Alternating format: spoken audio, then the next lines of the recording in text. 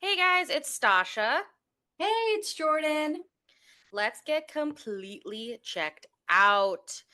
Ooh, I'm so excited for today. Oh God, yeah. This is a book I've read, oh gosh, I think like February of this year, 2024. Ooh, Fairly love. long ago. It is so good. It is really short too. I think Ooh, it's like 216 pages, so very ooh, short read.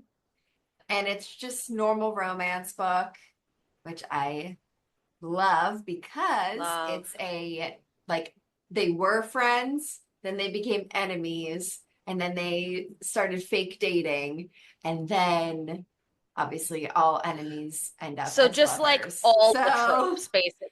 We're just gonna yes, throw all the tropes into a book. Love it. exactly. Yeah, Honestly, I'm here for it. really, really good. Yeah.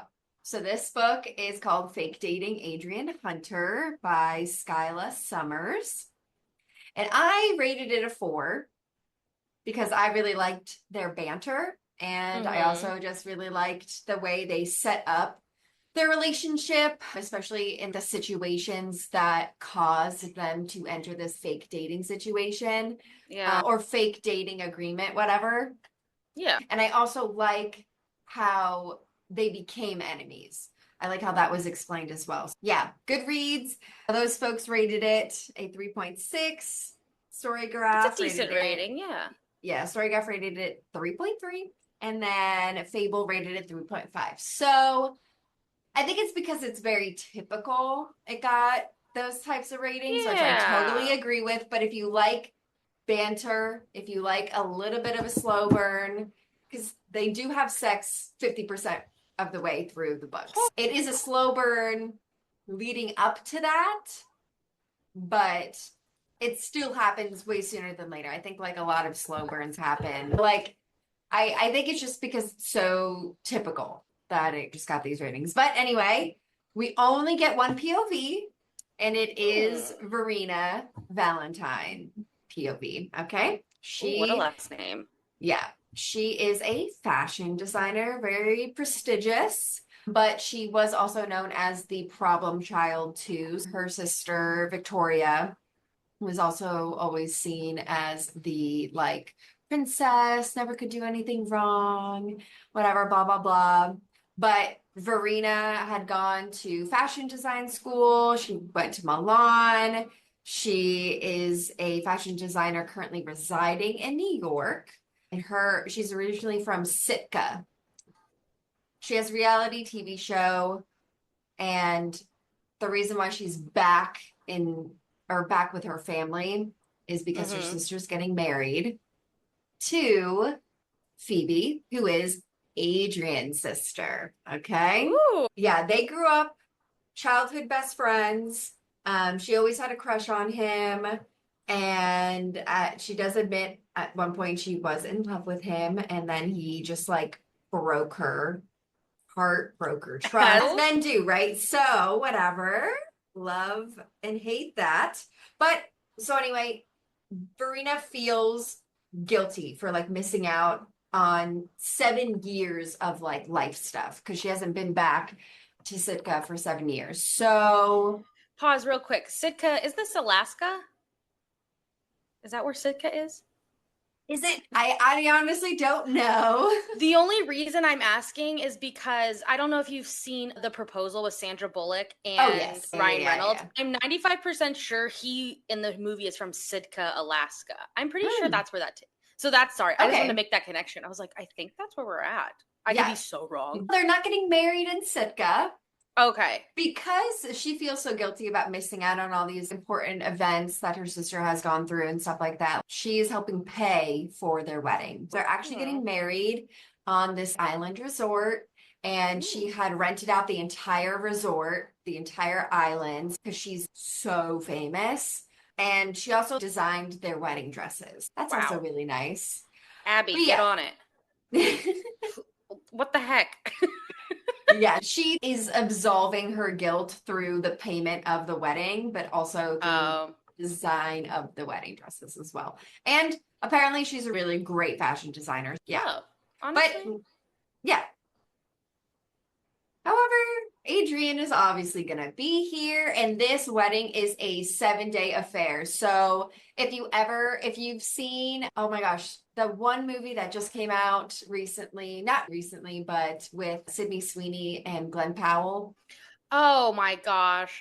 that movie, Yeah. it's that vibe. Like they're on an Yeah. island and they're all together, and it's like a long trip whatever thing for this wedding. That's basically this book. That's the vibe. Perfect Okay. vibes.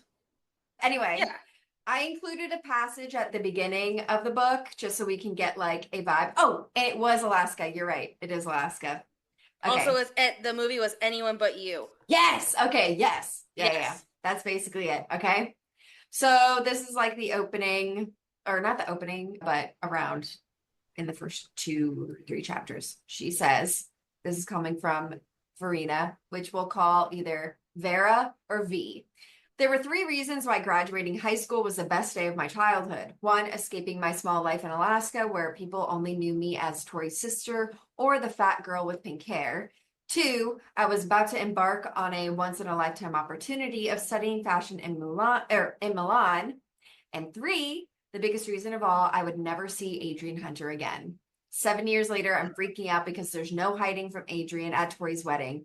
Why does his sister have to marry mine? And why can't they get married on one night like every other couple does instead of dragging the celebrations out for an entire week? As of today, I'm living in a nightmare, trapped with Adrian for the next 7 days. Shoot me now, please. I would like that very much. Yeah. Love the writing.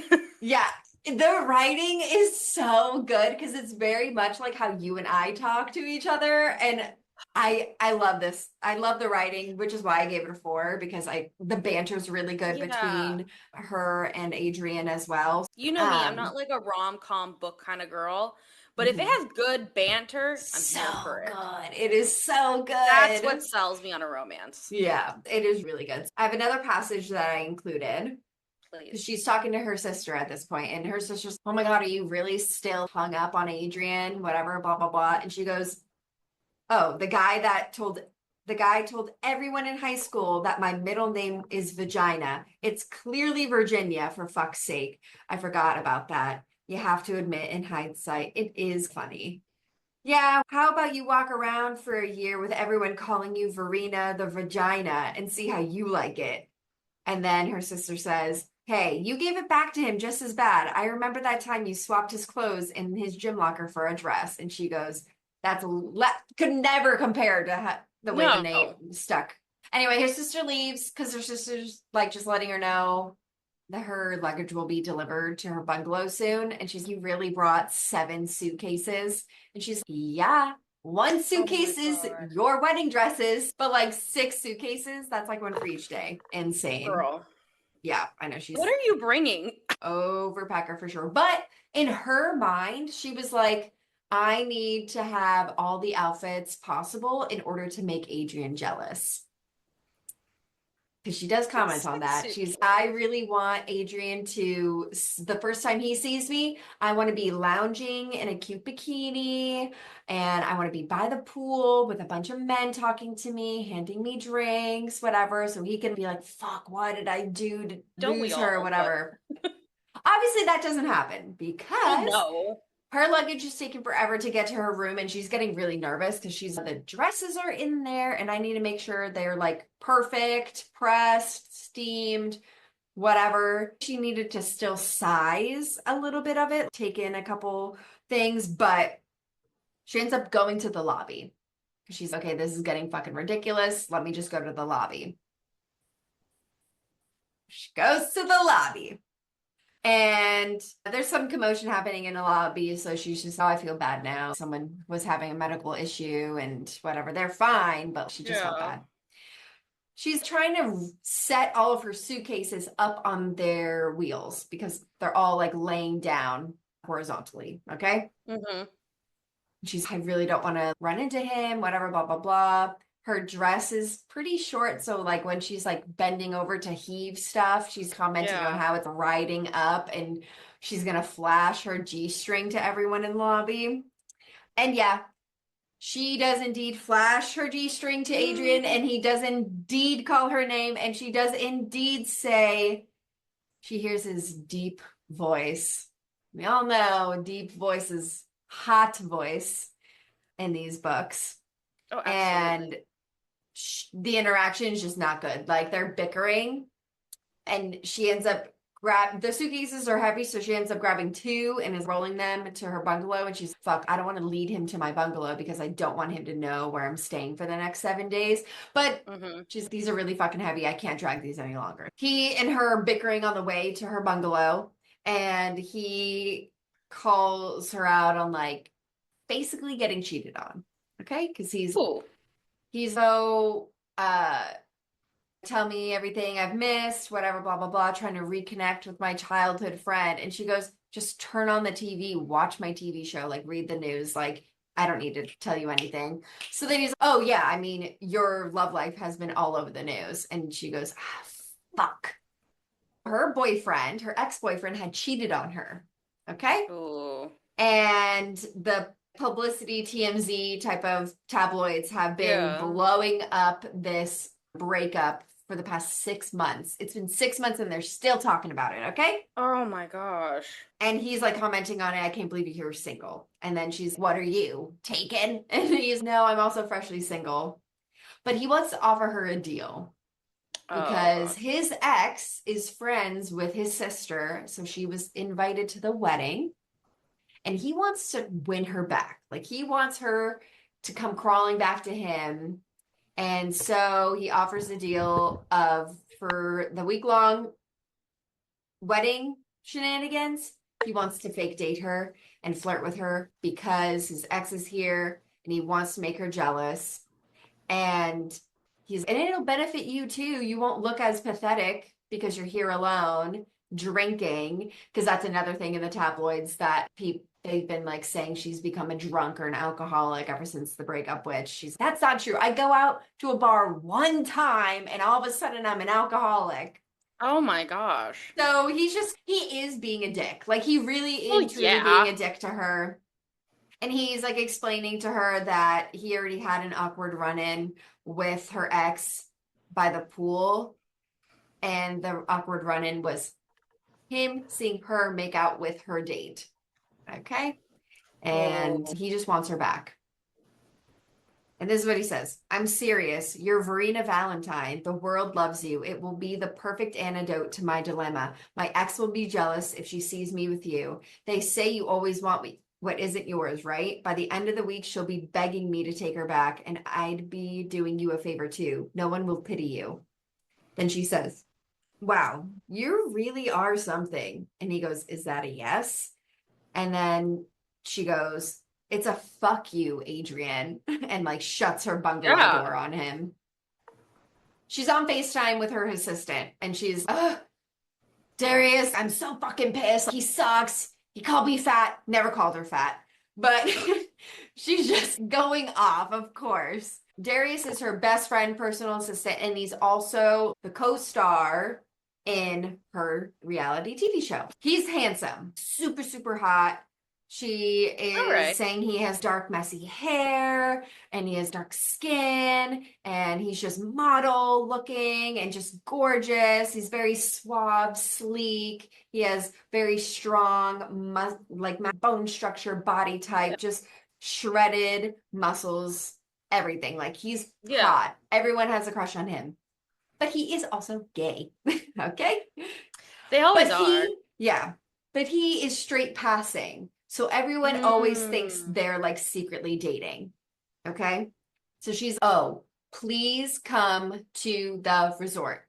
Come save me from the wedding, whatever. In the background, there's this other guy, and I forget what his name is. Fuck, what's his name? Hold on, Zach. Okay. And he's an actor.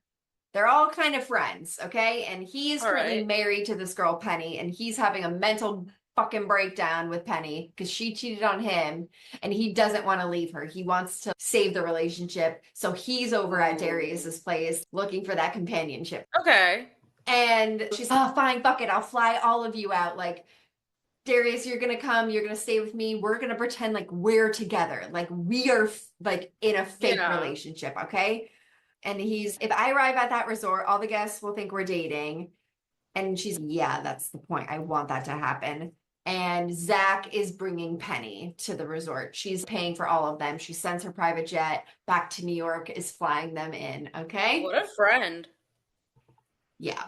And we know that this is happening in the wintertime because later on in the book, when they're supposed to arrive, they're supposed to come by day 3, and there's like a blizzard in New York, and they're not able to fly at Oh, that time. okay. But anyway, day 1 is a welcome party for everyone that has arrived for the wedding. And all of the bridesmaids are basically bullying her because she was not a part of any of the wedding activities or any of the like planning. And her sister's best friend, Stacy, totally jealous of her, is Oh, wow. self-proclaiming herself as the maid of honor, even though Tori had Verena be the maid of honor. But they also rearranged the couples when they're walking in. So Verena was supposed to walk in with the other guy or the best man on Phoebe's side. Not happening. They all rearranged it so she's now by herself. Oh, Okay? God. Which is super fucked up. Yeah, And Tori absolutely. doesn't know this. They're like, oh, we didn't want to worry Tori. We just thought no one Oh, knows you. So who would oh, want to dance with someone they don't know? nope. Yeah. Not how that So, works. yeah. And then there is a bachelorette happening within this week, and she wasn't a part of the planning. And Stacy literally goes, all you need to focus on is the dresses. Okay. Thank you All so right. much. So then she goes to the bar. And of course, the bartender's, oh my God, I'm such a huge fan. Fangirling. And she catches that Adrian is also sitting at the bar. She says, thank you so much. I love meeting fans. Can I share a secret with you? I'm totally a fish out of water at this wedding. Do you mind if I hide out at the bar for a while and you talk to me so no one else does? And she's, oh my God, this is like the best thing ever. Of course I will. And also major deja vu because I just had this other person say that to me, Adrian. Okay. And she goes, can you send him a Smurf piss shot? She's, of course. And she's What is giggling that? as she's mixing it. So I wanted to look that up. I haven't looked it up yet. Smurf piss Because a shot. part of me wants to think My it would Google be good search. because it must be like blueberry or like blue carousel or something. But Okay, so you're on the right direction. oh, It okay. is half an ounce of light rum, half an ounce of blueberry schnapps, half an ounce of blue curacao, and then an ounce of sweet and sour. But then I also see another type of recipe where it's 1 ounce of blue curacao, 1 ounce of black house blackberry schnapps, Sprite soda, pineapple juice. I mean, So it both seems like there's of a those bunch kind of of different sound ones. They all sound sound good. good, That doesn't really but sound like a punishment. it does sound very sweet for a man, I do have to I don't say. care. If I hated someone, I'd be like, But send them Rumplemans. yeah. No, I agree. Okay, I agree. She does that, whatever. She Yeah. turns around and she sees her ex, Jake. What? What are the odds? Okay. Why? I thought it was like booked. The girl he had cheated on her with. No. Mhm. No. Yes. Yes. Okay. She is also there.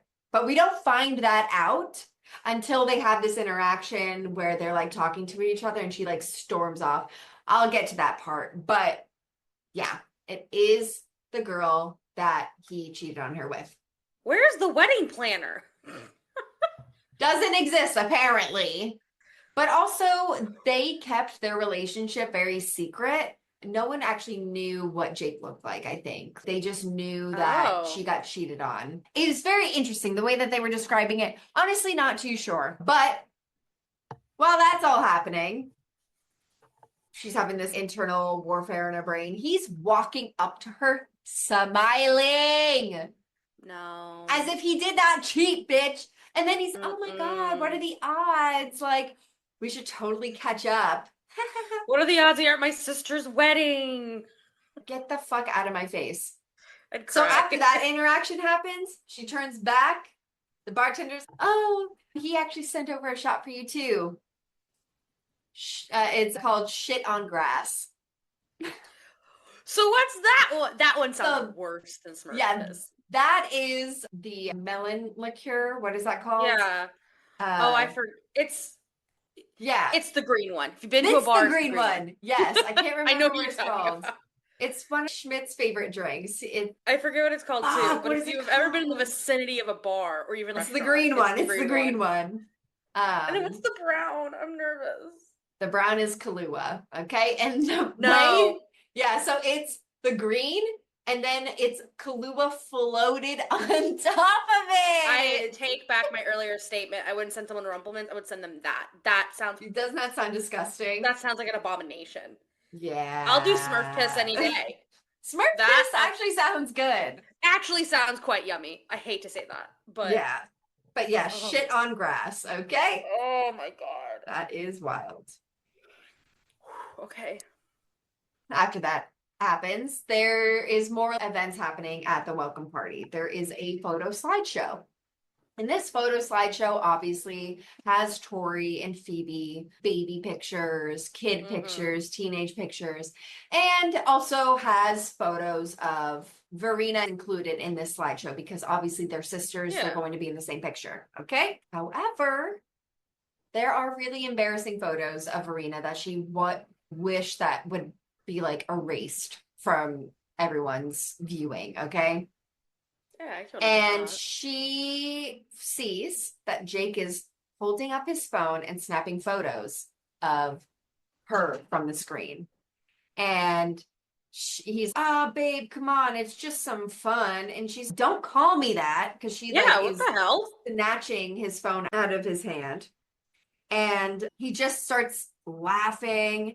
And the next photo is a photo of Tori and Phoebe kissing in the school cafeteria. And they're the focal point of the image, okay? Yeah. But Verena is in the back and she's standing behind her sisters, unaware that Adrian stuck a chunk of paper to her shoulders with the words Verena the vagina on it. Jake is Verena the vagina. That's Oh. golden. Fuck you, douchebag. But Where is also, the wedding planner? she's fuming. And then, like, everyone hears him saying that. And then everyone else is noticing her in the background of the image. Her dad is like, honey, change the photo. And her mom's like, I can't. It's not working. It's stuck on this image, bitch. Worst case scenario. Okay. She notices that Adrian's nowhere to be found because she assumed Adrian would be the one shooting photos of the slideshow, but it turned out to just be Jake. She gets pissed, leaves, and heads for the beachfront. Okay. Mm-hmm. Wants to get away from everyone, whatever. And then she sees Adrian. She's, oh my God, this fucking guy's following me. And he goes, actually, I'm not following you. I've been here for an hour. Thank you very much. And shit goes down. She is drunk. She grabbed a bottle of champagne and is just like chugging the bottle of champagne Yeah. on the beach. Starts like taking off her clothes. And she's, see, I'm good at looking. I'm no longer that fat girl with pink hair. I worked really hard to look this good. I'm not skinny, Ooh. but I got some good curves. And he's just like listening to her and trying to settle her down. And she's like walking into the ocean because now people are coming around and are like, oh my God, she's like throwing a fucking scene, having a Yeah, she's mental having a breakdown. breakdown. And he's like, please get out of the water. She turned around. She sees that he's like waist deep in water following her. And she's, we're fine. There's no waves. Big ass boat comes by, causes a wave. Yeah. And she's shorter than him. It's probably closer to her chest. So that Mm-hmm. water is over her head. Okay. Rolling her back because she's drunk, doesn't have any balance, and is swallowing salt water and is basically drowning. He saves Okay. her. He saves her and he's, oh, just pretend you're sleeping. I'll carry you back to your room, whatever, blah, blah. Mm-hmm. And you would have sex with me, right? What? And she Oh just like starts no. saying crazy shit. And yeah, I would have sex with you if I didn't hate you so much. He's just like At he's least also he's saying honest. shit. But yeah, obviously he's saying that. She's saying this. She falls asleep, has a sex dream about him. And they also, by the way, they were bantering really nicely during that whole beach scene. So Yeah. keep that in mind. Really good banter. But she wakes up next morning, hungover in his bed naked. Okay. That's where you want to be. And he is asleep on the couch. She finds out and she's just like, what happened last night? What did you hear? Was I doing Oh my anything gosh. crazy? And he's just, you were drunk as fuck on the beach. I had to save you from drowning. Still waiting on a thank you. Just being annoying. And then she's, well, anything happen at night? I've been known to sleep talk. So if I said anything, just tell me. And he says, did you have a sex dream about me last night? Type of shit. And she's like, no. Mortified. Yes, that's all happening. And then they end up going to breakfast after. She leaves, gets dressed, whatever. Then they go have this breakfast.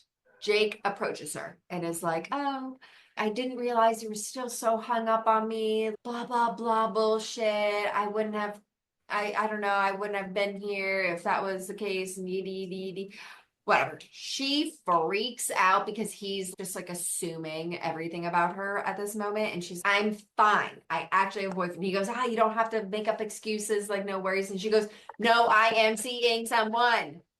And she points over at Adrian and that's who I'm dating. So he waltzes on over and then she's, hey, Adrian, babe. This No. is Jake. And he goes, oh, the Jake the cheater, Jake? Jake Cheater? And she's, yep. And then he plays along because he knows what's happening. And then they end up fake dating from this point because Yeah. once that situation ends, he notices that Isabel, his ex, is watching them as well.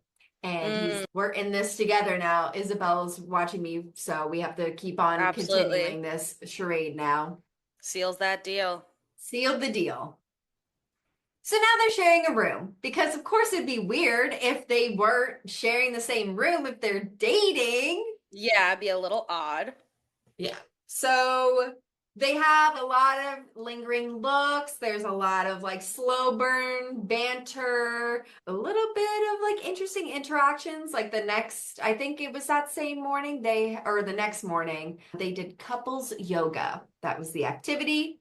And because now everyone knows that they're dating, of course, they have to go and fake that they're couples. And would you believe it that some of these positions were Kama Sutra related? Okay. Even No. though it's yoga, it was related. Never would Okay. I do that in Yeah. front of people Mm-hmm. with my partner. Mm-hmm. Ever. Yep. So that starts happening. They start having more interactions where they're like happy together and getting to know each other, whatever. And so at night they go to her parents' bungalow for a game night. Okay. Have you ever seen that scene from the movie where it's that couple and they're doing that word association game where she's, okay, this is the place where I yelled at you, and he goes, oh, Florida.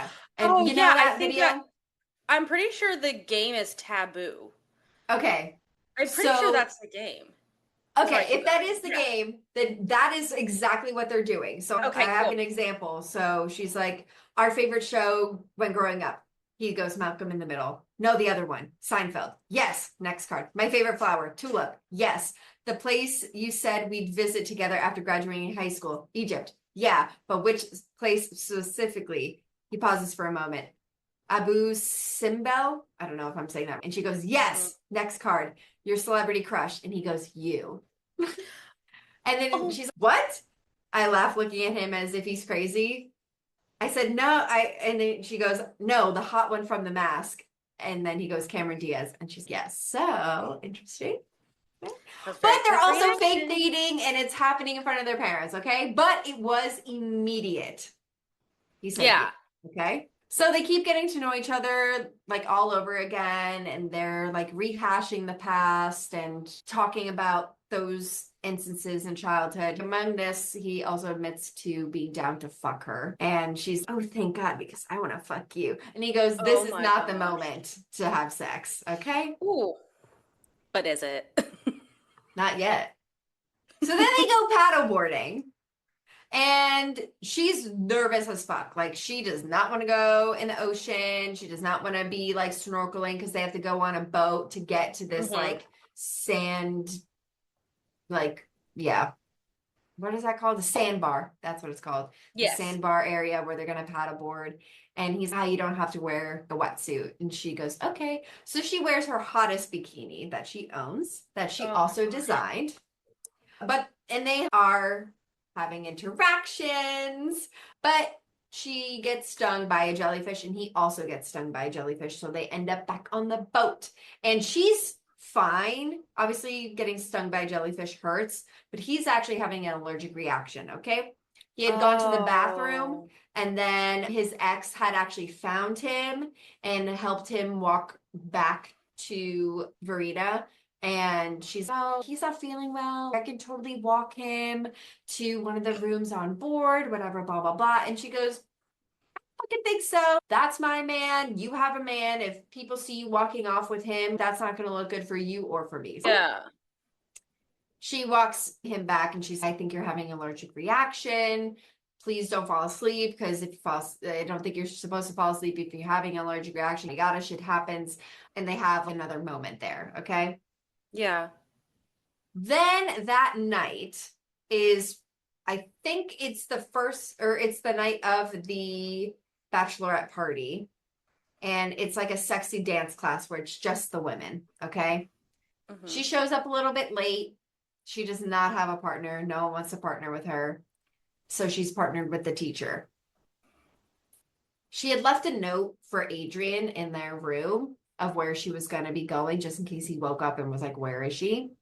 Yeah. So he ends up showing up and he ends up becoming her partner. Okay. That's So so now they're sweet. doing the sexy dancing. And would you believe it? They banged that night. No. Yep. Nothing like the tango, let me tell you. Oh, yeah. Oh, sorry. When sexy dancing, I'm talking lap dance. Okay. Oh, I'm over here thinking we're like No, ballroom dance. I've been watching too much no, Dancing with the Stars. My no, bad. they are indeed doing lap dances. Okay. Oh. And they Yeah, bang. I get it. Yeah. Okay. And it's incredible. They're like, oh my God, I can't believe how great that was. And then he's, you down for a round two? And she's, you read my mind. What a rare But occurrence. then there's a knock on the door. It's a no for me, dog. And she's, I ignore it. There's a knock on the door. And then it's a, hey, Verena, it's me, Darius. No. Yep. And Darius has not been informed that she's actually having feelings for Adrian. And he fakes like they're dating. Yep. No. Yep. Oh no. So then Adrian leaves. He's, I need to go get food or something. Like, it'll be fine. Darius walks in and she's the whole time that they're like having this like debacle type of conversation happening. She's, we're not together, we're not dating. And Darius is like, yeah, we're together, we're dating. I love her. Ooh. And Adrian, what the fuck? That happens. She ends up trying to like fix it. She fills Darius in. And he's, I'm Mm. sure you want to like pursue this. He hurt you before. I don't want him to hurt you again, whatever, blah, blah, blah. And Yeah. she's, I think there actually is something here between the two of us. She continues on and is trying to get back in with Adrian while also trying to not be like obvious because she doesn't want to get hurt. So she's, oh, that was just a bit of fun, huh? In her Mm-hmm. head, she's, I'm in love with you. So there's other things that go on. And then there is an instance where they like fake break up a little bit between Adrian and B, actually. Yeah, because obviously Darius is there. And now they're trying to work out this thing. So basically, Tori knows, and Darius knows, and Zach knows that she actually wants to be with Adrian, but they're still faking it with Darius because now he's there. They have to share a room together and whatever. So they had a fake breakup. But anyway, Isabella has been like going over towards Adrian. And that's what he wanted. That is what he wanted. Yeah. That was the whole point of this. He wanted to make her jealous and want her to beg him to take her back. Yeah. He doesn't want her anymore. Okay? Obviously. And he ends up like admitting his feelings for V and like just like they're head over heel. I'm head over heels for you, and I just love you. Whatever. In a Blah, blah, blah. She's 4-day like, oh period. my God, I love you. Yeah. She's oh my God, I love you too. And at the end, basically, everyone got married. There were a couple more like debacles, but I don't really want to spoil those because those are actually like I cried during the last 30% of the book because it was just oh my God, it just like pulled on your heartstrings. I don't want to spoil any of that because it is just so good. But basically at the end of the book, he's already reached out to my manager because he's been living in London for like the past couple of years, and he's already talked to them about wanting to move and find a place in New York to be closer to you. Happy ending! So cute. That's so sweet. I want to read that one too. It is Oh so good. gosh. I highly recommend it. It's such a quick read too. I think I read that book in a day and a half. I just could not put it Honestly, down. I don't know if I want to read it or if I just really want them to bite the bullet and make a movie of it because it sounds like the kind of rom-com I'd want to watch. It's so similar to Anyone But You, but it's just way more emotional because they were best friends growing up. Then they had a big misunderstanding caused, which I didn't say the issue why they stopped being friends, because that's also, you should read the book if you're interested in that, which is why I was crying the last 30% of the book because they were just so much misunderstanding, not miscommunication, but just misunderstanding and reading the situations differently because he got hot in high school and she didn't.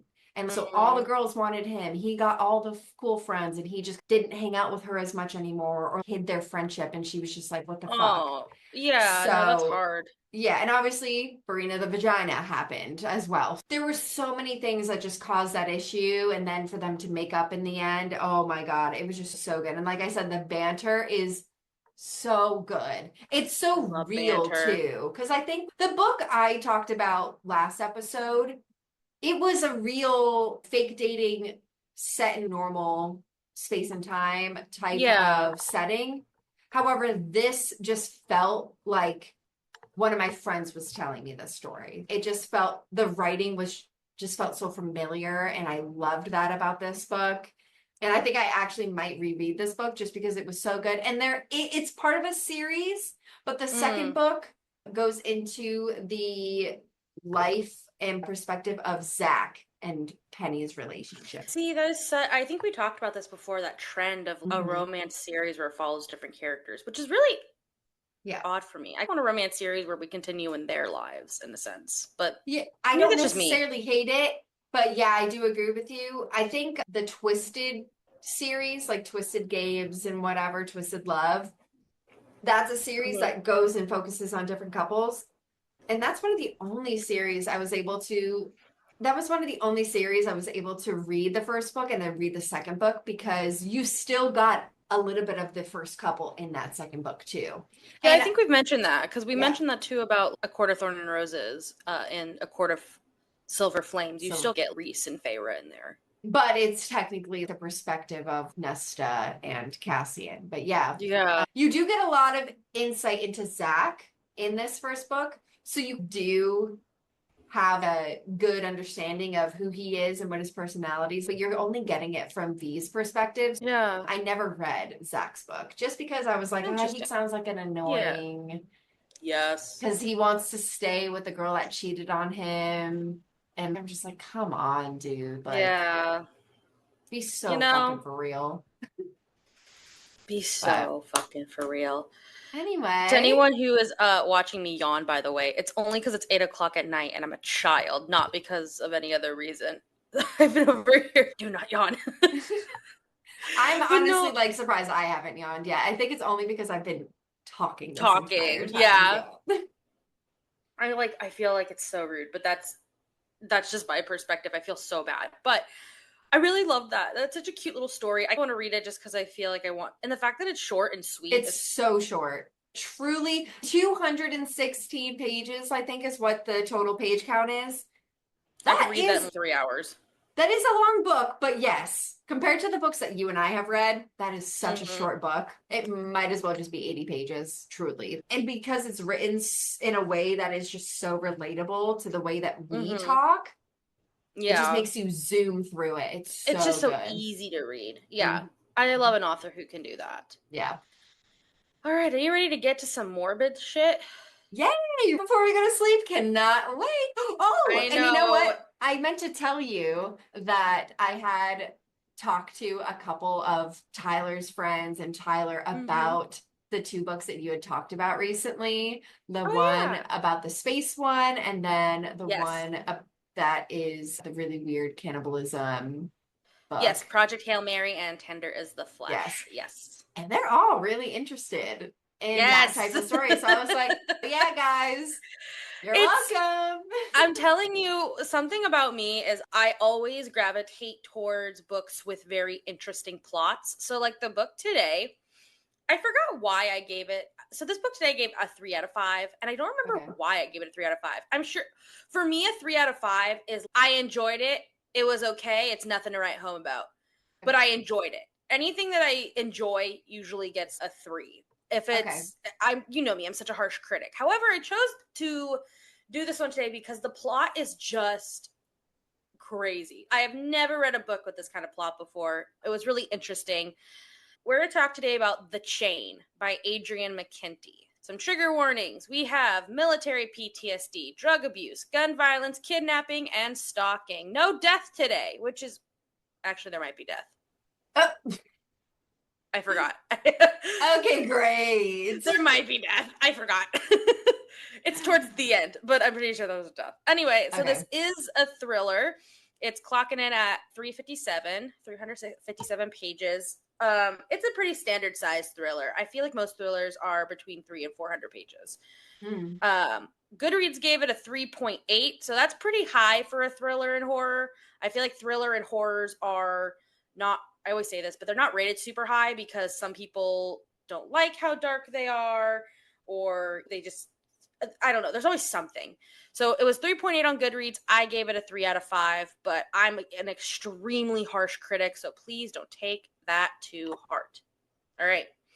So we're going to open up with 2 characters. We have a mom named Rachel, and we have a 13-year-old daughter named Kylie. So mom, Rachel, daughter, Kylie.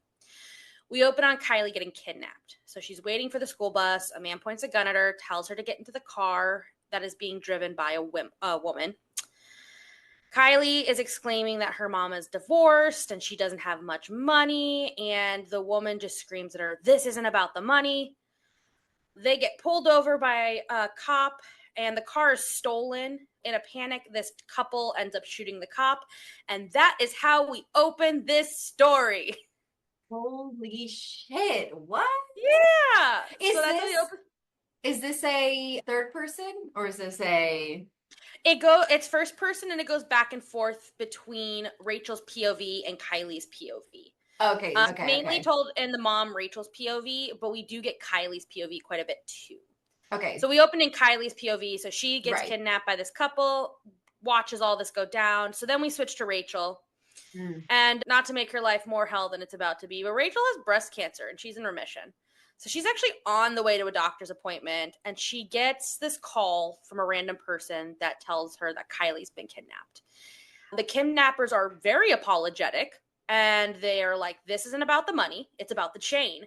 And they're like, "You're going to receive a call with instructions here in a bit." So of course she's freaking out because my daughter's been kidnapped and this isn't about ransom. So she gets a call and says she is now a part of the chain.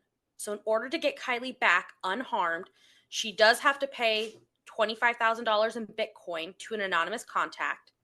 and then she has to kidnap another child. If she fails to do, then Kylie and the kidnapper's son will be killed. So it's a chain of kidnappings. It's very odd. Interesting. Okay. Yeah, so the people who kidnapped Kylie, their son was also kidnapped. In order to get it back, they need Kylie's mom to also kidnap a child. We go back to Kylie. She's taken to this abandoned house and she's kept in a basement. She can tell these people are like not criminals at all. So despite all these events, they're really nice and they're trying to comfort her because Kylie doesn't understand this yet, but they're not kidnappers. They're parents that are trying to get their son back.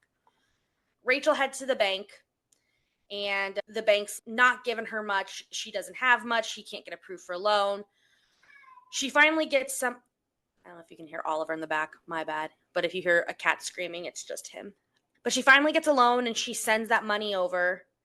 And then shortly after, she receives a confirmation payment and a picture that Kylie is safe in the basement. My cat really does hate me today. I love how he was quiet during your session, and then during mine, the zoomies came out.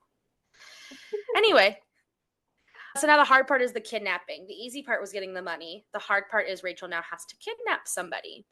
So she's trying to figure out where she could go where no one will recognize her. She can't obtain a gun because it'll take 2 days to process. She's freaking out. She, quote unquote, thankfully does find a house in her neighborhood to keep a kidnapped child. The house's alarm system was shut down. The basement is soundproof. So she's making a plan. And now we're going to introduce Pete. Pete is her ex-husband and Kylie's, sorry, let me repeat that. Pete is her ex-husband's brother, so Kylie's uncle. Okay.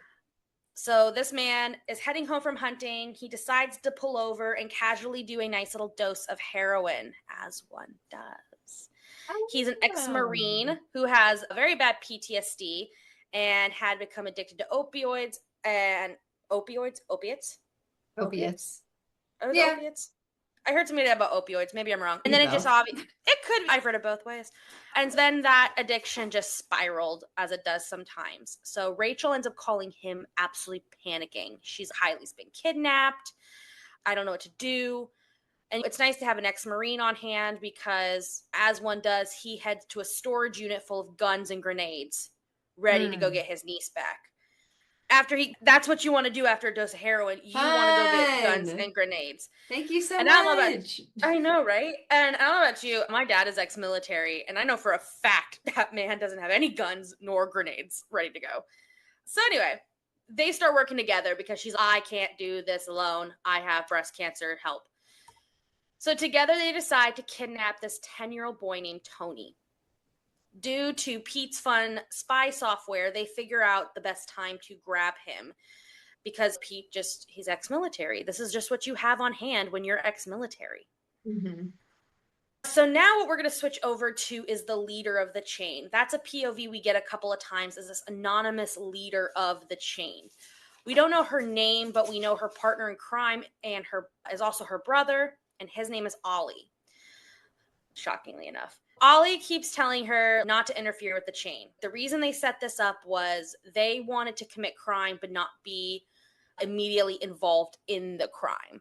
But that's not enough for his sister. She wants to get involved in the crime. This woman ends up calling Rachel, and she's, hey, can you speed this up? And of course, Rachel's like, girl, I'm trying. She's trying to kidnap someone. It's hard. So because the woman does not like her tone, she goes, okay, cool. Now you have until midnight tonight to get a child, and you owe me another $25,000. So Rachel's really just having the time of her life right now. Just then, as this is all happening, her ex-husband and his girlfriend show up to get Kylie for the weekend. But guess what? Kylie's not there. She's in a basement. So thankfully, Rachel is able to lie her way out, and Pete is able to help her pay the remaining $25,000 using credit cards. So far, that's $50,000 they've had to pay over. Mm-hmm. What I liked about the beginning of this book is it is just chaos on chaos. I like a book that can make me feel something. That's with any book. And so even though I was feeling extremely stressed out, I was still feeling things. So I was feeling very stressed at this point for this poor woman. So Pete and Rachel go to kidnap Tony, but very long story short, they can't grab him. So they grab his 8-year-old sister, Amelia, instead. Problem is, Amelia has a severe peanut allergy. All right. They're freaking out about how to handle that. And thus the chain starts all over again. They lock up Amelia and they end up calling her parents to explain about the chain. Now, for more chaos, Pete, in all his drug-induced wisdom, accidentally gives Amelia something with tree nuts in it. Oh my so she has an allergic God. reaction. Yeah, this is why you don't kidnap someone with a heroin user. It just doesn't work out. So by some miracle, they are actually able to find a spare EpiPen that they had ended up buying once they found out Amelia had this allergy. And yeah, so they ended up ordering it for her beforehand. They ended up finding it. And in all this, Rachel ends up calling Amelia's family and tells them, like, you gotta hurry up, okay? She's having a hard time. We gotta go. So while all this is going down, Kylie, who's trapped in the basement, is actually trying and failing to escape. She wounds the man who had kidnapped her, and she tries to use him as leverage to leave, but the woman doesn't care. She just wants her son back, and she's willing to risk her husband's life to get her son back. Kylie's, if you don't let me go, I'll hurt him. And she's like, do it. I don't care. I want my son back. Hurt my husband. I don't care. That's insane.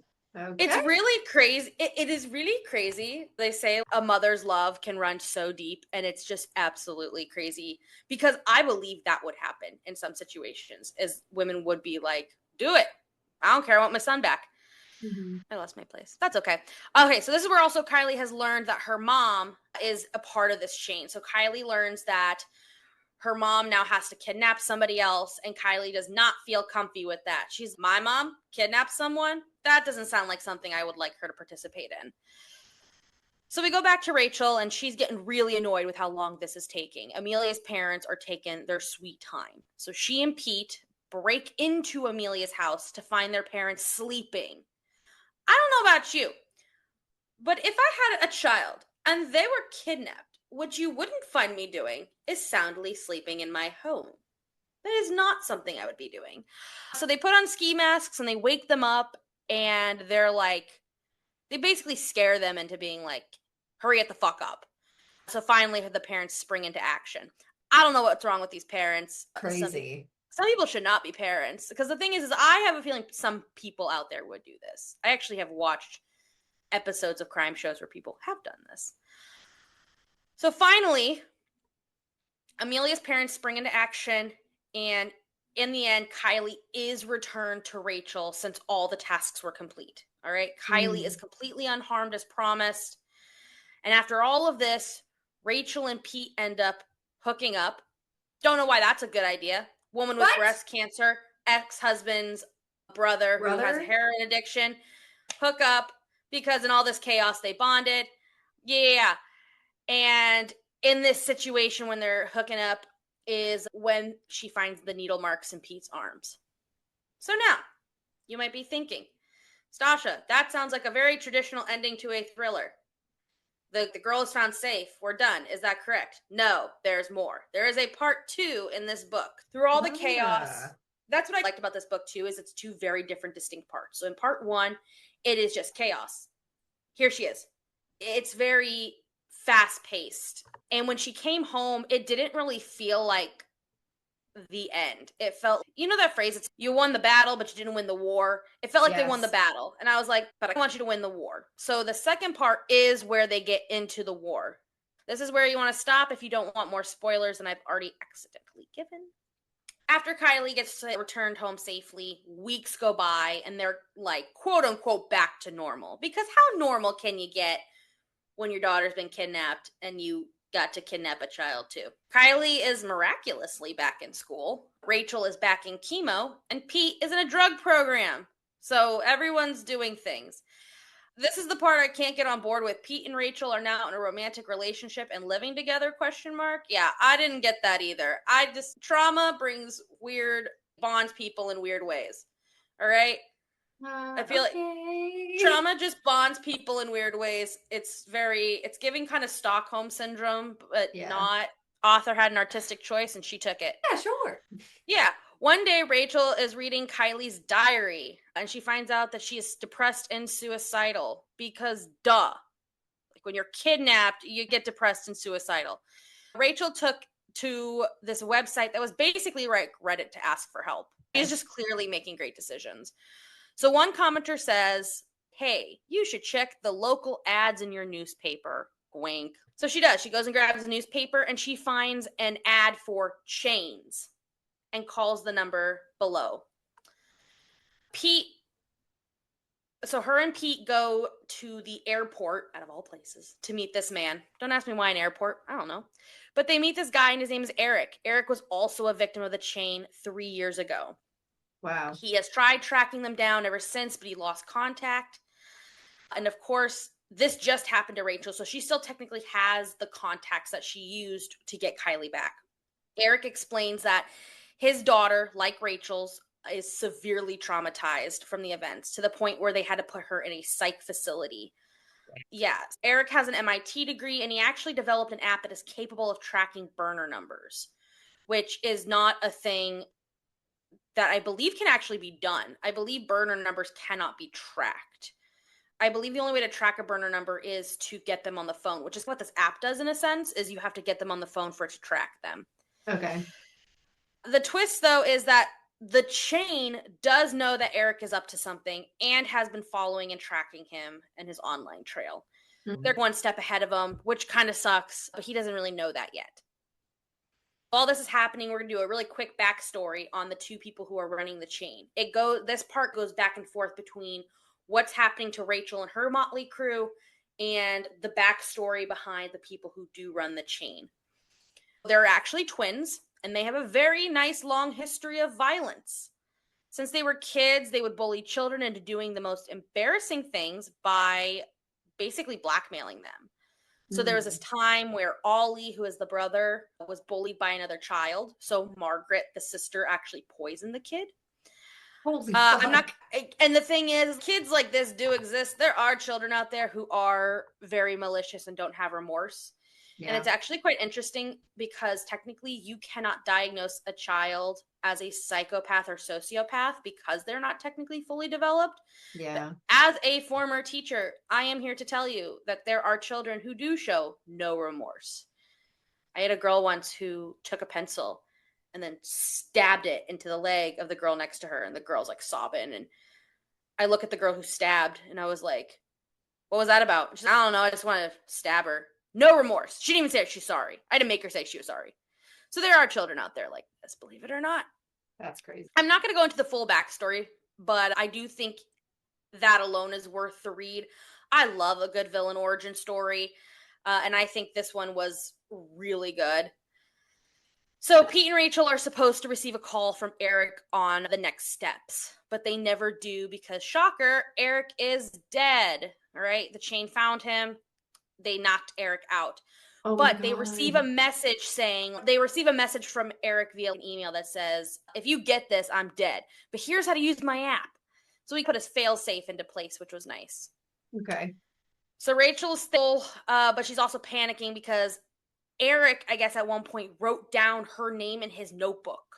There was like a time when they introduced, he was like writing information down about them. So she's, if the chain operation finds this, they know that she is linked to this plan and they're just fucked. So Pete and Rachel decide to just go balls to the wall. Let's just spring into action. Rachel messages the number she had from the chain multiple times saying she wants out. Yeah, she just wants out of all of this. She wants compensation. And she's just trying to bait them, basically. And thankfully, it ends up working. The chain calls her to be like, what the fuck do you want? We're done with you. And through this, Pete is able to track where the call is coming from. And it is coming from a very small town in Massachusetts. Mm-hmm. While Kylie is with her biological dad for the weekend, they end up going to this small town. So they know Kylie is safe with her dad because Pete actually put a GPS tracking device in her shoe, as a parent does. They didn't have Find My Friends back then. So they head to Massachusetts. They're like, Kylie's safe. We're going to go do this. So they get to this house and they're spying on it from afar. And Rachel at one point goes, I think Kylie's inside that house. And Pete's like, no, the GPS is saying she's at the mall in her dad's town. And so he's playing around and her mom's freaking out. She goes, I could have swore I saw her. And Pete ends up figuring out that the ping that he got from Kylie at the mall was from 9 hours ago. So she's not currently, she was there 9 hours ago. So not only is this dangerous, but they have Kylie again. So through some very action-packed moments, Rachel and Pete enter the home. They start fighting with the leaders of the chain, Margaret and Oliver. Multiple people are being threatened. Rachel's ex-husband is there tied up. Kylie is there tied up. Kylie's best friend is there tied up. It was basically all the people who were at the mall. But Kylie isn't a normal teenage girl. In captivity, she learned to escape handcuffs and use this opportunity to do so and shoot Oliver dead. I knew there was death in here somewhere. She was able to get out and able to get a loose gun and shoot Oliver. So through some more struggle, the three of them are able to also kill Margaret in the process. See, I knew there was death in here somewhere. And then they smell burning, because that's what you want in this situation, is to smell burning. So being the rational people they are, they decide to call 911 after all of these events. To tie this in a nice little neat bow, the chain is in the end neutralized because the leaders are dead. Oliver and Margaret are no longer the puppet masters anymore. So thankfully, it just all dissipates.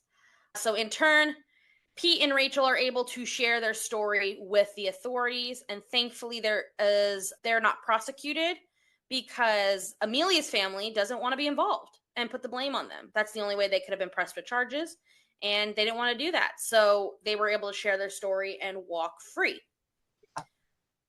I think, if I'm remembering correctly, I don't think the reason I didn't love this book is the ending was extremely predictable, which a lot of people are okay with. I think the first part for me was so twist after twist. And then we got to the second part and I was like, I know this is all going. But like I said, I also really did enjoy a villain origin story. Next week, I'm going to do a really good book I just read called Strange Sally Diamond that also had a villain origin story as well. That's one thing I do love about thrillers, is I like when they tell me why. I don't like when they give me a bad guy and they're like, he's bad. I need an explanation as to why he's bad. That has always been my biggest complaint in like horrors and thrillers, is if you're going to have a monster or you're going to have a lore or you're going to have a villain, I need to know why. I can't accept that they're just like that or they just appeared. I need to know why. Yeah. So that is The Chain. It's definitely worth a read, especially if you stuck to the end. It is a very fast-paced book. I flew through this one. It was actually a gift from a friend, which was, I think I still own it. Maybe I don't. But anyway, that is The Chain by Adrian McKinty. Yay. Definitely way different than the last two books. Yeah, that's what I just this really is love very about like thrillers. This sounds like it could actually happen. Yeah, and maybe is happening. Maybe it's kind of giving real. Human trafficking, which happens so much. Like, you hear about human trafficking in the news and you're like, that sounds bonkers. How is that happening under my nose? I would not be shocked if there was something like this going on. And this is the 756th reason I probably won't have children. Because if this happened to me, I don't think I could. I genuinely think I would reduce myself to a ball and not be able to process if this happened to me. Even though you're well prepped from all the crazy shit that you listen to, you read, you watch. People think that people say that all the time. Like, I watch true crime, I read all these books, and people are like, man, you're prepared. No, I'm not. I'm really not. There's always a saying that I see everywhere where it's, I'm not stupid enough to join a cult, but I am curious enough. And that's me. Same thing with crime. I'm not stupid enough, but I am curious enough. I'm like morbidly curious. So no, I don't think my mental health could take this. People are like, oh, your motherly instincts. And I'm like, I really don't think I'd be able to process and move at this point. I wouldn't be sleeping, but I don't think I'd be able to be a person in this situation. Yeah. Oh, gosh. But yeah, I'm really This is a good one. I just finished writing up the one I'm going to do next week too, which I'm really excited about. That one just, God, I loved it so much. I want to buy that book. For those of you out there, don't buy my books. I either get them from the library or I borrow them from friends or whatever. Anyway, I think it's past our bedtime. Yes. It is 8:25. Jordan and I are corporate girlies, and we're also children. Yep. I know. It's almost time for me to maybe eat some dinner. Potentially. No, Jordan, you haven't eaten dinner yet? Listen, it's fine. It's fine. No, it's really not. We gotta meal prep you something. No, I've got stuff from Trader Joe's. I just need to. Oh, I love Trader Joe's, man. That. Yeah. Oh, next time you go, get their bao buns. I've tried them recently. I think they're new. Girl, no, those things have been new? around. Yes, that's actually what I have in my freezer. Listen to me right now. I live for the Trader Joe's little Asian section they have. Okay, their fried rice, their soup dumplings, their kimbap. I live for it all. I've never seen these godforsaken bao buns before. I ate all of them in one day. I was like, these are dangerous. Really good. Yeah. They're like barbecue-y and oh my God. Okay, so you got the chicken ones. You didn't get I think they have No, I got the pork ones and they were like barbecue-y. Yeah. Which I really liked. Okay. Yeah, they're really good. Yes, please go eat some. I actually have kimbap in the freezer. I'm not going to eat it tonight, even though I really want to. I'm not going to do it. It's fine. What I am going to do is I'm going to go read this book. I'm halfway through it. It's really messed up. And my parents move up here tomorrow. So I get to go help them move into their Airbnb. So fun. Thank goodness. All right. If you're not already, you can subscribe pretty please and follow us on Instagram at Completely Checked Out Pod. And we'll see you next week. See you next week. Bye. Bye-bye.